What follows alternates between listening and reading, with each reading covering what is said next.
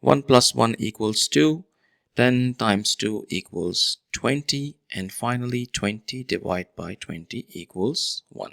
But this answer is not right, because according to the order of operations, we must solve parentheses, then exponents, then multiplication and division, and finally addition and subtraction. Remember, if in any expression we have both multiplication and division present, we must work from left to right, and same applies to addition and subtraction. Now let's rewind and solve this problem the right way. If you notice, in this expression we have a division, a multiplication and an addition operator present, but we also have parentheses present, and according to the rules, parentheses have highest priority over anything else.